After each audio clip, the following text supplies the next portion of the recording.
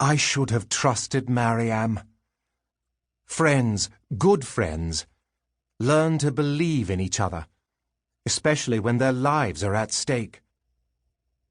She was a member of Al-Hashashin, after all, and one of the smartest, most determined warriors I'd ever seen.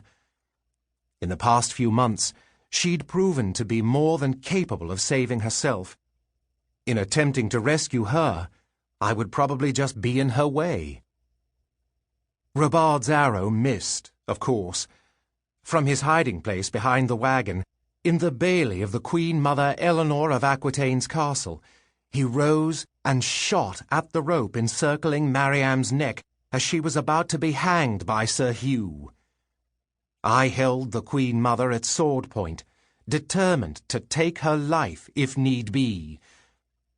At least, that's what I told myself. I was bluffing, of course.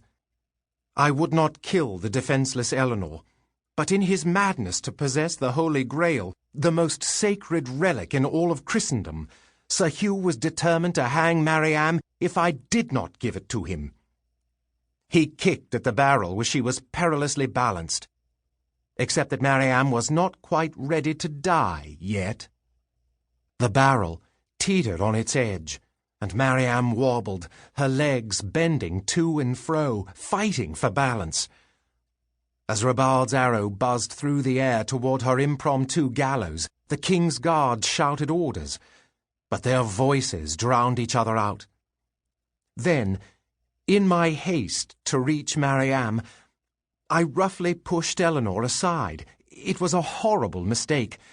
Holding the Queen Mother hostage was our only advantage in a castle surrounded by heavily armed king's guards, and one decidedly insane Templar knight, against just the 3 of us. Well, 4 of us, counting Angel. "You'll die, boy," she sputtered at me on her way to the ground. "Mark my words, squire, I'll hunt you down and kill you myself before I ever let you threaten my son's rule." Sounds and noises were far off and distant in my head, and at that moment the Queen Mother's rant only blended into the chaos around me. Robard was screaming obscenities as Sir Hugh shouted at everyone to stay back. But I moved forward, sword at the ready.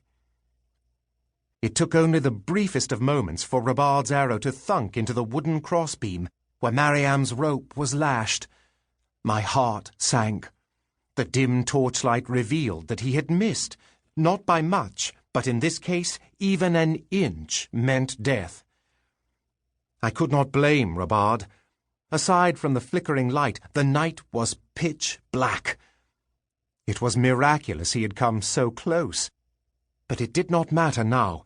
I would never forgive myself for her death, and as I ran toward her, I begged God to spare her soul. But Mariam did not need saving.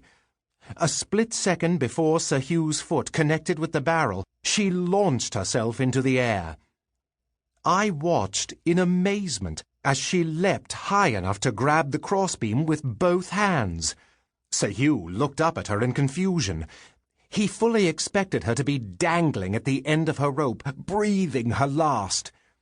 Instead, Mariam swung deftly upward until she was sitting on the crossbar of the windlass, which moments before had served as her gallows.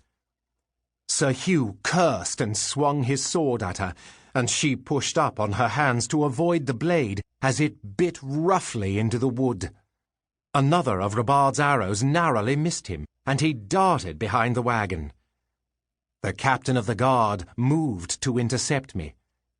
"Mariam, catch!" I shouted, and tossed my short sword to her, hilt first. She caught it easily, and with one swing chopped through the rope and dropped to the ground. She now stood in Robard's line of fire, blocking his shot, as Sir Hugh stepped out to confront her. Al-Hashashin or not, Mariam could not match Sir Hugh's skill with the sword.